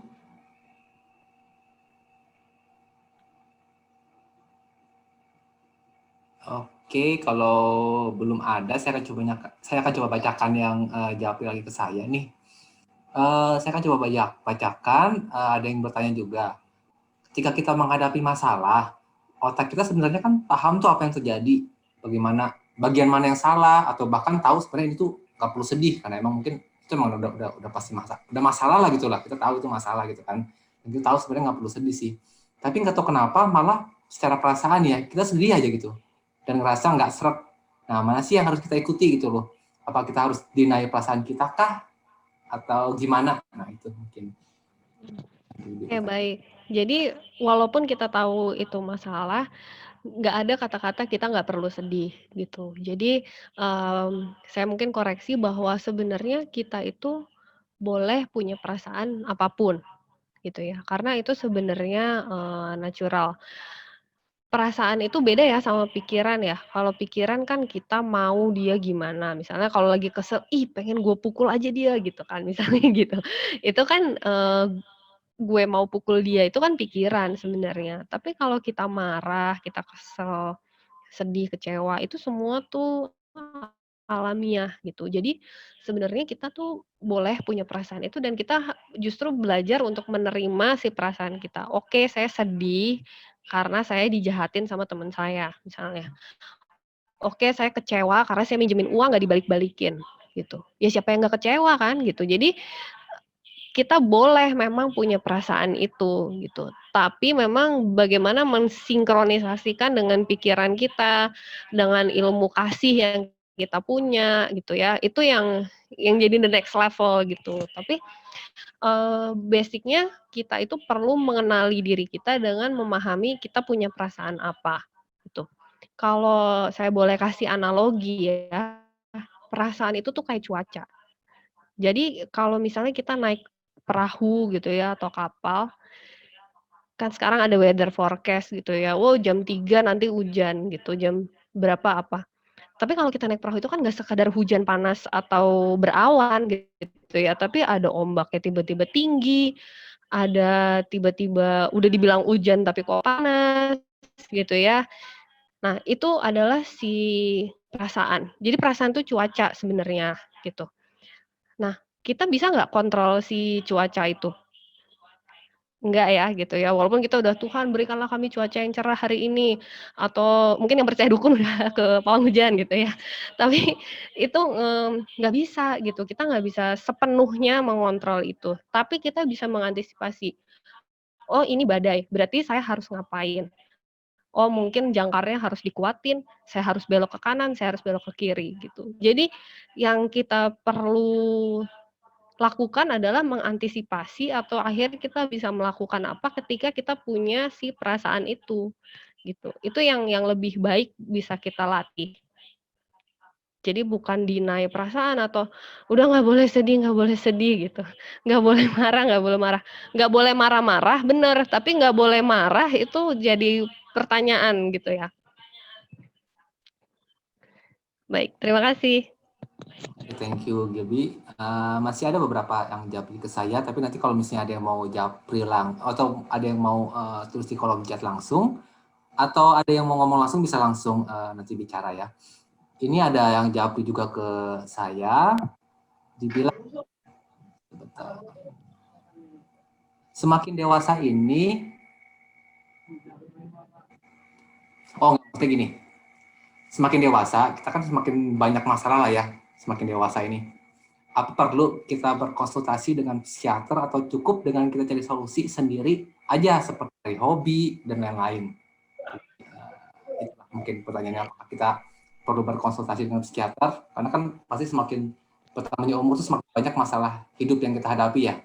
Apakah perlu berkonsultasi atau cukup dengan cari solusi sendiri? Dan mungkin kalau misalnya berkonsultasi itu sampai di tahap mana kita perlu sampai harus berkonsultasi dengan psikiater atau psikolog mungkin di sini ya. Oke. Gitu aja. Gitu. Oke, baik, ini bukan promosi ya, tapi nggak ada masalah yang terlalu ciki atau terlalu ringan untuk dibawa ke psikolog gitu. Jadi, kalau ke psikolog itu memang masalahnya macam-macam gitu ya, dan nggak ada yang terlalu ringan gitu. Saya juga ke psikolog kok gitu. Jadi jadi sebenarnya, wajar gitu kalau memang merasa perlu atau kayaknya ini nggak parah-parah banget, tapi gue bingung ya gitu, nggak apa-apa gitu. Toh sekarang sudah, banyak aksesnya gitu. Psikolog juga di Indonesia kayak udah banyak banget kok gitu. Jadi, nggak usah malu gitu, nggak usah takut karena, malah jadi sangat wajar. Malah sekarang tuh kalau saya nggak salah di setiap kantor itu bisa di-reimburse gitu deh ke psikolog. Kayaknya saya pernah dapat klien yang gitu. "Nggak apa-apa Mbak, terserah berapa sesi, saya reimburse kok," gitu. Jadi, apa namanya, udah banyak fasilitas gitu, or even di puskesmas di Jakarta tuh BPJS gratis atau kayak 30.000 gitu kalau bayar sendiri. Jadi kayak, udah banyak banget, nggak usah malu. Nah, kalau ke psikiater itu hal yang berbeda. Biasanya udah ada gejala fisik atau udah ke psikolog terus disuruh ke psikiater supaya lebih cepat pakai minum obat gitu. Nah, itu hal yang berbeda. Tapi lagi-lagi nggak ada masalah yang terlalu ringan untuk dikonsultasikan ke psikolog. Oke, terima kasih. Yang selanjutnya tuh masih berhubungan dengan yang tadi saya bacakan, yang kalau di negara kita Indonesia tuh masih stigmanya kalau ke psikolog itu bukan suatu hal yang mungkin kalau di negara-negara yang maju atau di kota-kota besar mungkin psikolog itu udah hal yang wajar tadi yang dikatakan ya. Jadi kalau mungkin ada beberapa orang atau mungkin dari kita yang mungkin masih belum terbuka gitu loh, dan malah menganggap psikolog itu malah hal yang negatif gitu kan. Gimana caranya atau mungkin tips dan trik dari Gilby untuk meyakinkan orang yang masih bisa dibilang belum bisa percaya dengan psikolog atau misalnya belum terbuka atau misalnya belum mengizinkan untuk ke psikolog gitu loh, belum terbuka pikirannya terhadap psikologi gitu. Mungkin gimana tips and trik untuk meyakinkan orang-orang tersebut? Oke, baik. Mungkin pertama juga ada rasa nggak nyaman kalau harus gini, jadi sebenarnya kita mesti tahu dulu apa yang membuat kita nggak nyaman kalau kita ke psikolog. Mungkin ada yang nggak nyaman kalau ketemu langsung, karena kan nanti, kelihatan badan saya, muka saya gitu ya, atau, eee ya udah kalau gitu telepon aja atau chat aja, itu bisa gitu ya. Even waktu chat namanya diganti jadi nama Mariah Carey gitu juga bisa gitu. Karena sebenarnya psikolog itu nggak peduli namanya siapa, tapi, kita peduli jenis kelamin, usia, pekerjaannya apa gitu supaya kebayang gitu ya, karena kan masalahnya masalah sehari-hari gitu. Jadi sebenarnya dicari tahu dulu yang bikin nggak nyaman apa gitu. Kalau nggak nyaman nanti ketahuan ibu saya, apa ketahuan anak saya, ya nggak usah bilang gitu, toh psikolognya juga nggak akan ngadu kok gitu ke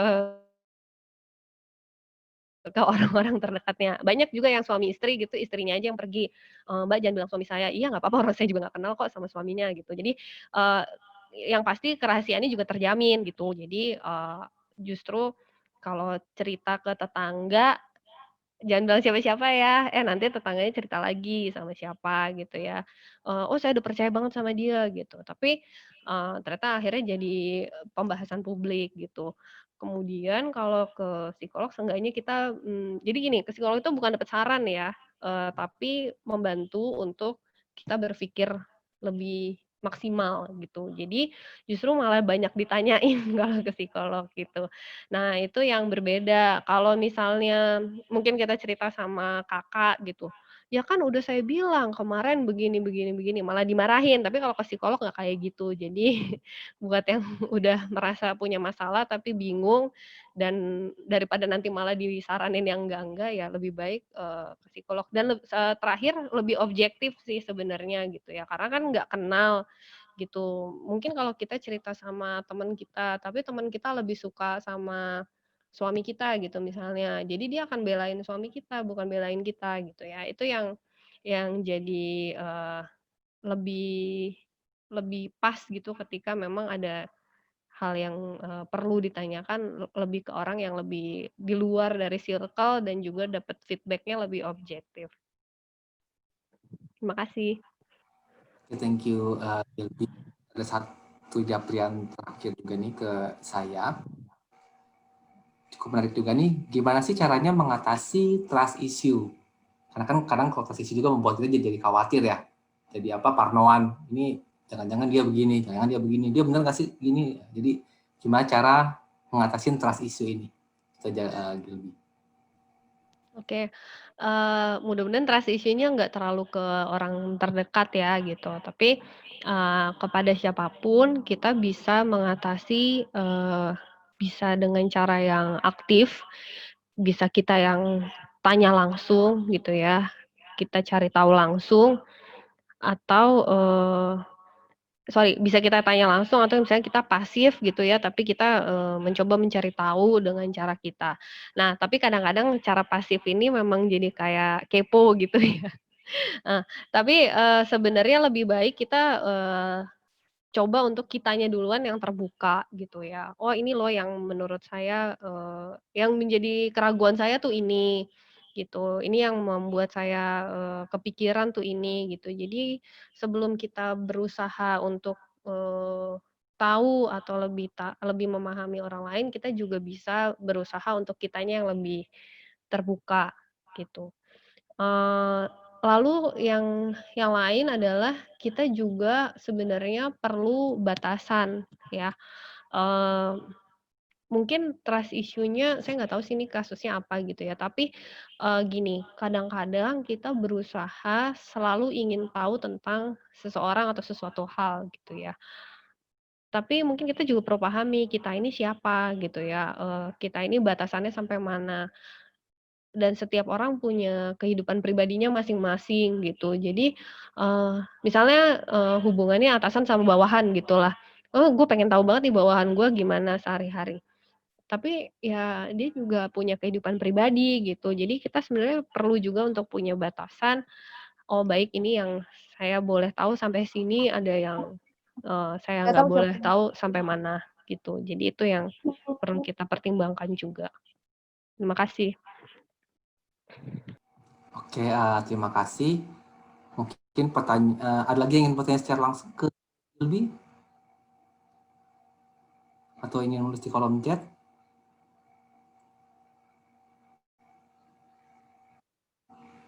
Kalau nggak ada, mungkin karena waktu juga, saya punya satu pertanyaan terakhir nih, untuk Saudari Gilby. Kan kalau misalnya kita, gara-gara corona ini, jadi banyak tuh, kayak lihat-lihat posting-posting tentang anxiety juga gitu kan, tentang kecemasan dan lain-lain. Dan mereka suka nyaranin, kalau nggak salah namanya mindfulness ya. Dan jadi apakah itu mindfulness dan apakah benar itu bisa mengatasi anxiety atau misalnya kecemasan terutama semasa COVID ini? Mungkin itu aja. Baik, terima kasih. Jadi mindfulness itu lagi digalakkan lagi gitu ya. Karena memang, buat saya jadi baik sih gitu ya, kalau tadi kan belajar si self compassion gitu, kan tadi ada tips yang memaksimalkan panca indera gitu ya. Nah, itu sebenarnya salah satu konsep mindfulness gitu yang paling sederhana. Nah, kan kadang-kadang orang mikir mindfulness tuh meditasi, apa namanya, ya meditasi yang, kayak bertapa gitu, tapi enggak gitu ya. Jadi sebenarnya memang memaksimalkan panca indera, mengevaluasi diri gitu. Jadi, dan konsepnya adalah mindful itu, fokus dan juga, hadir di saat ini. Contoh, siapa di sini yang makan sambil nonton? Saya juga sih. Jadi itu udah nggak mindful tuh gitu, soalnya kita nggak fokus kan, mulutnya ke makanan gitu, bahkan mungkin kita udah nggak tahu lagi rasanya gitu, tapi kita asik dengan apa yang kita tonton gitu. Jadi, mindful itu juga sebenarnya lebih melatih kita untuk benar-benar mengamati semuanya sebenarnya apa yang kita lakukan sekarang gitu. Jadi, eee, kenapa itu jadi bagus untuk, tadi mengatasi kecemasan, karena lagi-lagi cemas itu otak kita yang traveling gitu. kitanya ada di sini, ini kita lagi PA nih gitu, tapi mungkin ini udah ke malam minggu nanti jam 8 saya mau teleponan gitu. Wah udah, nanti ngomongin apa ya gitu ya, aduh dia seneng gak ya saya telepon, udah kayak gitu. Tapi, sebenarnya kita lagi PA sama-sama di sini gitu, sehingga nggak mindful. Mungkin tadi ada yang skip, oh ya tadi pertanyaannya ketiga itu apa ya gitu, tadi cara fobia itu gimana ya gitu, ya karena kita nggak mindful gitu, itu contohnya ya gitu. Karena si otak kita udah traveling duluan kemana mana gitu. Nah itu yang melatih supaya kita lebih fokus ke sekarang, kita lebih memahami, mengamati gitu ya, supaya menghindari si kecemasan karena kita udah mikir kemana-mana duluan. Gitu. Terima kasih. Oke, terima kasih Gilby. Ini udah terakhir, cuman tiba-tiba ada yang jawab satu lagi masuk, nggak apa-apa ya. Iya nggak apa-apa. Sih kalau cemas akan masa depan yang belum pasti, nah itu dia sih pertanyaannya. Wajar nggak sih? Gimana cemas? Wajar nggak sih kalau kita cemas akan masa depan yang belum pasti? Iya wajar. Jadi maksudnya kita boleh ya, maksudnya merasakan waduh nanti 5 tahun lagi gimana ya gitu. Nah tapi si batasnya itu ya tadi, apakah kita akhirnya jadi melakukan sesuatu untuk mengantisipasi gitu ya, atau kita jadi punya planning, atau kita jadi termotivasi, "Wah 5 tahun lagi aku nggak mau ngontrak rumah lagi deh, aku mau punya rumah," misalnya gitu.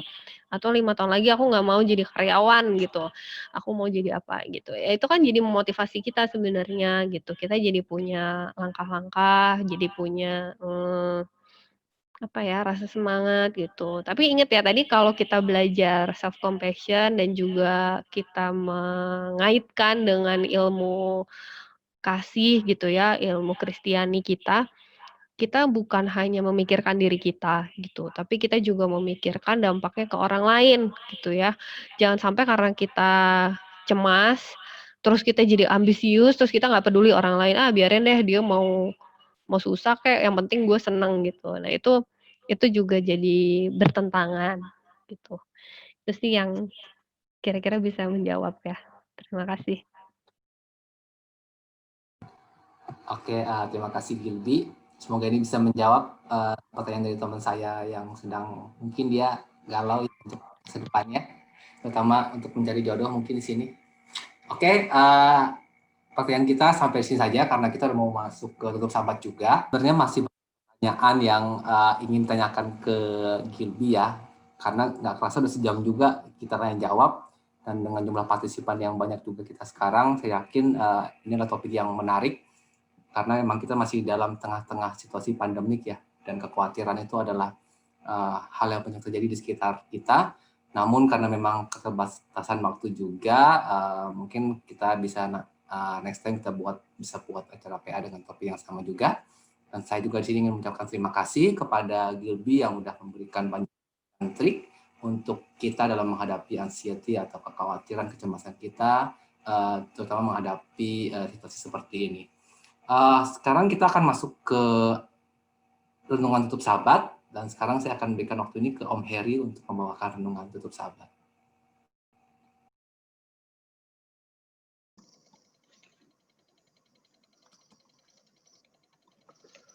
Baik, selamat sahabat.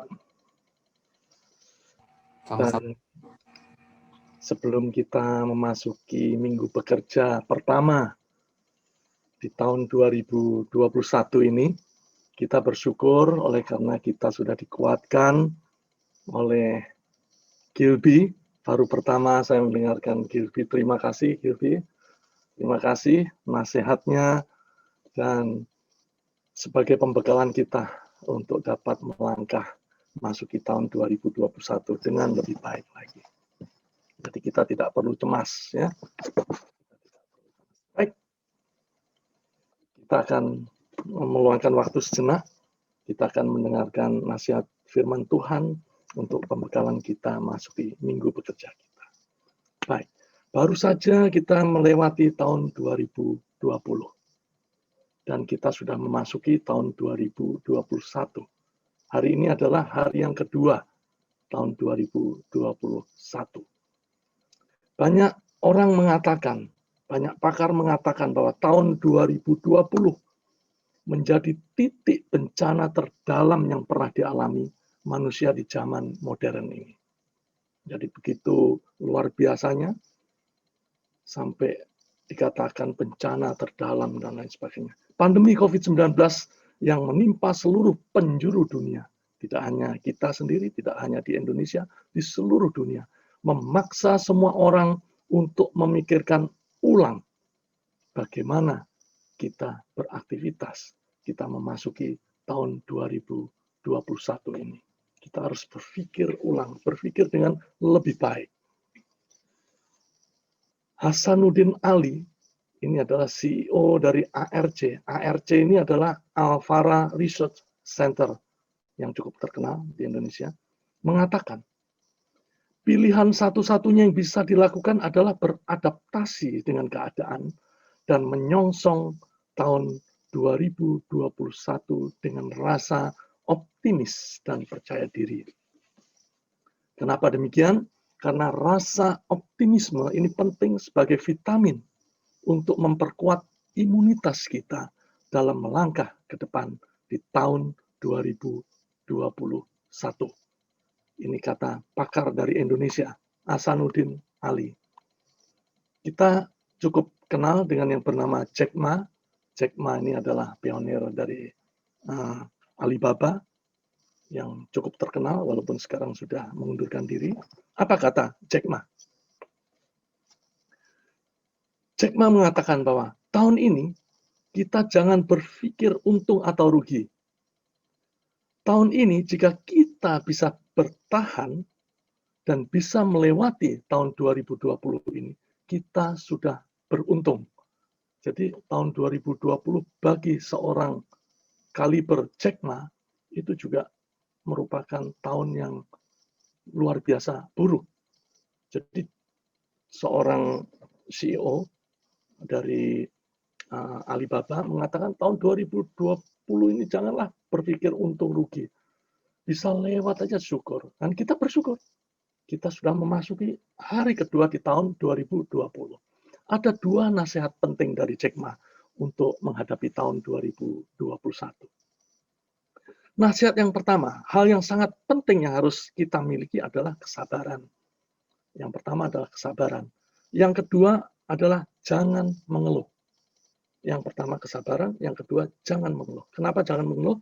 Jack Ma mengatakan orang yang mengeluh adalah orang yang gagal. Jadi ingat tadi nasihat yang pertama dari Hasanuddin Ali, optimis. Nasihat yang kedua dari Jack Ma, dan ketiga dari Jack Ma juga, sabar dan jangan mengeluh. Ini nasihat dunia yang perlu juga kita perhatikan untuk sebagai bekal kita masuki tahun 2021. Baik, kita akan melihat nasihat firman Tuhan untuk melangkah menghadapi tahun 2021 ini. Baik, kita ingat perjalanan bangsa Israel dari tanah perbudakan Mesir menuju tanah perjanjian di Kanaan. Tuhan sudah menjanjikan kepada bangsa Israel akan memberikan satu tempat untuk di mana bangsa Israel ini bisa dapat tinggal dengan baik. Tidak lagi tinggal di negara-negara orang. Teristimewa di negara perbudakan di Mesir. Mereka akan memimpin. Mereka meminta Tuhan meminta Musa untuk memimpin bangsa Israel menuju tanah Kanaan. Singkat cerita, pada waktu bangsa Israel ini akan memasuki tanah perjanjian, tanah Kanaan yang dijanjikan Tuhan ini, Musa berhenti sejenak, Musa berembuk, Musa berpikir akan mengirim orang untuk masuk dalam tanah Kanaan tersebut. Untuk tahu bagaimana apa sih tanah Kanaan yang dijanjikan Tuhan itu. Jadi singkat cerita mereka berembuk, mereka kirim utusan, yaitu 12 orang yang dikirim utusannya. 12 orang itu adalah mewakili kedua belah suku bangsa Israel. Dan Di antara 12 orang utusan itu, terdapat 2 nama yang cukup kita kenal, yaitu Kaleb, itu utusan dari bangsa Yehuda, dan Yosua, itu adalah utusan dari bangsa Efraim. Singkat cerita, mereka menuju tanah Kanaan. Dan mereka menyelinap, mereka mengintai, mereka mengadakan survei, mereka catat, mereka amati dengan seksama selama 40 hari. Mereka berkeliling, mereka melihat kondisi keadaan di tanah Kanaan ini. Jadi setelah 40 hari, tibalah saatnya mereka harus kembali untuk melaporkan apa yang sudah diamati, apa yang sudah dilihat dengan mata kepala mereka sendiri untuk dilaporkan kepada Musa. Dan singkat cerita, mereka lapor. Dan laporan mereka terdiri dari 2 laporan. Laporan yang pertama terdiri dari 10 orang, yaitu bangsa-bangsa selain dari Efraim dan Yehuda. Mereka mengatakan, oh, negeri Kanaan memang baik, subur, bahkan buah-buahnya. Musa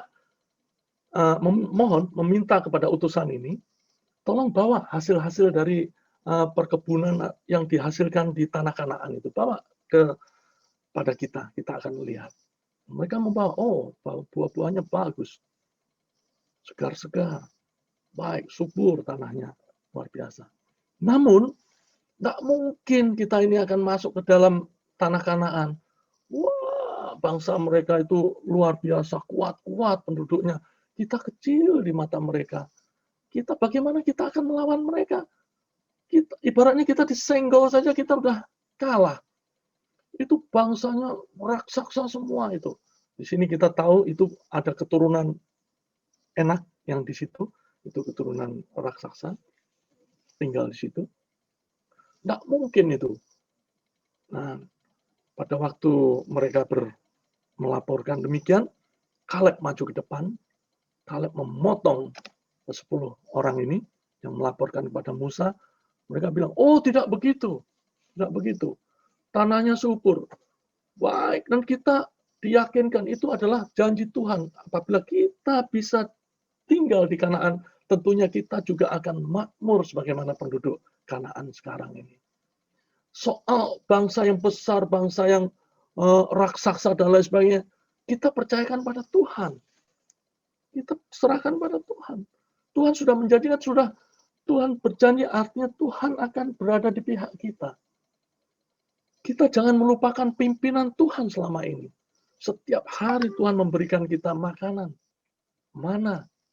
Setiap hari Tuhan memimpin kita melalui tiang awan di pagi hari sampai siang hari, tiang api di malam hari. Kita jangan melupakan pimpinan Tuhan. Namun apa yang terjadi? Ternyata bangsa Israel itu lebih percaya kepada ke-10 utusan ini. Jadi mereka lebih percaya kepada 10 utusan. Bahkan mereka mau merajam ini Kaleb dan Yosua ini. Oleh karena laporan mereka. Mereka bersungut-sungut. Dan yang bersungut-sungut itu adalah orang yang sama. Orang yang sama selama perjalanan mereka bersungut-sungut terus. Mereka diberikan mana makanan surgawi. Mereka bersungut-sungut. Mereka minta daging. Dan sekarang mereka memohon pada Musa. Agar mereka diberikan seorang pemimpin. Untuk memimpin mereka kembali ke Mesir. Karena mereka ingat, wah, lebih enak hidup di Mesir. Banyak makanan berlimpah ruah. Artinya makanan-makanan yang sesuai dengan selera mereka. Bukan makanan yang direncanakan oleh Tuhan. Jadi akhirnya Tuhan kecewa. Tuhan murka. Dan akhirnya Tuhan memutuskan bahwa semua orang bangsa Israel ini tidak akan masuk tanah Kanaan. Kecuali kecuali Kaleb dan Yosua. Oleh karena Kaleb dan Yosua itu percaya dan beriman pada Tuhan. Dan kedua, mereka yang berusia 20 tahun ke atas, mereka tidak diizinkan untuk masuk tanah Kanaan. Bala sampar, pandemi sampar, Tuhan kirimkan, Tuhan izinkan mati mereka yang di atas 20 tahun ke atas. Oleh karena apa? Oleh karena ini sudah tidak punya harapan. Orang yang berumur 20 tahun ke atas ini, ya orangnya ya itu aja yang mengeluh, berkeluh kesah, yang pengaruhi, yang selalu membawakan kabar bertentangan dengan apa yang dikehendaki oleh Tuhan. Kita sering menghadapi orang-orang yang selalu berpikiran negatif. Kadang-kadang orangnya ya itu saja. Jadi ya inilah yang terjadi di dalam kehidupan nyata kita. Dan Tuhan hanya izinkan mereka yang berusia 20 tahun ke bawah, yaitu anak-anak dan para wanita yang berusia 20 tahun ke bawah. Termasuk Musa sendiri juga, oleh karena ini kesalahan yang lain, Musa sendiri tidak diizinkan untuk masuk negeri Kanaan. Jadi hati-hati kita dalam kehidupan kita untuk memasuki tahun 2021, hanya dua pilihan. Kita seringkali menghadapi orang-orang, menghadapi cerita, tadi sudah dipaparkan, sudah dikatakan oleh Hasanuddin Ali, kita harus optimis. Jack Ma juga kita harus lebih sabar. Dan kita harus jangan mengeluh, kita harus kuat. Tahun 2021 kita juga harus optimis. Kita harus sabar. Dan kita juga harus jangan mengeluh. Kita harus kuat, kita jangan mengeluh. Kita baru saja melewati tahun 2020 yang sangat buruk. Bahkan dikatakan bencana terdalam yang pernah dialami manusia di zaman modern sekarang ini. Kalau kita bisa melewati tahun 2020 dengan kondisi sekarang ini, kondisi yang cukup baik, kita percaya pimpinan Tuhan yang sama juga akan memimpin kita memasuki tahun 2021 ini dengan baik. Kenapa Kaleb dan Yosua ini bisa begitu tegar menghadapi ke-10 pengintai yang lain? Mereka tetap kuat dan mereka tetap percaya kepada Tuhan oleh karena nasihat Tuhan yang terdapat. Cerita tadi terdapat dalam buku Bilangan pasal 14 ayat 1 sampai dengan 38, dan kita akan baca nasihat Tuhan kepada Kaleb dan Yosua yang terdapat dalam Yosua pasal 1 ayat yang ke-7 dan ke-8. Kita baca ayat yang ke-7. Kuatkan dan sungguh-sungguh teguhkan hatimu. Berhati-hatilah untuk bertindak sesuai dengan seluruh hukum yang diperintahkan hambaku Musa kepadamu. Jangan berbelok ke kanan atau ke kiri, supaya engkau berhasil kemanapun engkau pergi. Yang ke-7 ini, kuatkan dan sungguh-sungguh teguhkanlah hatimu. Jadi hampir sama ini, optimis kita, sesuai dengan Hasanuddin Ali, dan jangan mengeluh, teguhkanlah hatimu, kuatkan hatimu, jangan mengeluh, sesuai dengan apa yang dikatakan Jack Ma. Itu nasihat Tuhan kepada Kaleb dan Yosua. Yang kedua, nasihat Tuhan terdapat dalam Yosua pasal 1 ayat yang ke-8. Janganlah engkau lupa memperkatakan kitab Taurat ini dengan mulutmu, melainkan renungkanlah itu siang dan malam, supaya engkau bertindak hati-hati sesuai dengan segala yang tertulis di dalamnya. Sebab dengan demikian perjalananmu akan berhasil dan engkau akan beruntung. Jadi kalau kita ringkaskan, kita harus merenungkan nasihat Tuhan siang dan malam. Kita harus baca firman Tuhan, janji-janji Tuhan. Sekali Tuhan berjanji, Tuhan akan memberikan perlengkapan, senjata perlengkapan kepada kita. Demikian juga ya Kaleb dan Yosua, Mereka percaya apabila Tuhan sudah berjanji, Tuhan akan memperlengkapi Kaleb dan Yosua dengan senjata yang dibutuhkan mereka. Dan apabila mereka menuruti perintah Tuhan, mereka akan berhasil dan mereka akan beruntung. Janji Tuhan, nasihat Tuhan yang terdapat dalam Yosua pasal 1 ayat yang ke-8. Jadi sama dengan apa yang diramalkan, diprediksi oleh orang dunia, Hasanuddin Ali harus optimis, Jack Ma harus sabar dan jangan mengeluh. Namun Kaleb dan Yosua dibekali, disempurnakan dengan nasihat firman Tuhan yang harus dijalankan dengan sepenuh hati dan diimani dengan sepenuh hati. Kalau kita percaya, kita akan berhasil dan kita akan beruntung. Apa kata Rasul Paulus yang tertulis dalam kitab Roma pasal 8 ayat 31, bagian terakhir, bagian B, jika Allah berpihak pada kita, siapakah yang dapat melawan kita? Jangan khawatir. Kalau kita bersandar kepada Tuhan, kalau Tuhan ada di pihak kita, siapa? Tidak ada satupun orang yang dapat menghalangi jalan kita. Jadi, terima kasih. Semoga renungan singkat nasihat dari firman Tuhan untuk memasuki tahun 2021 yang kata orang tahun yang begitu sulit. Tahun yang kita tidak tahu bahkan apa, kita mau bekerja apa, kita belum tahu. Namun kita harus percaya nasihat Tuhan. Kalau kita bersandar kepada Tuhan, kita percaya akan perintah-perintah Tuhan, Tuhan akan sediakan segala sesuatunya. Dan tidak ada satu orang pun yang dapat menghalangi jalan kita. Tuhan memberkati kita.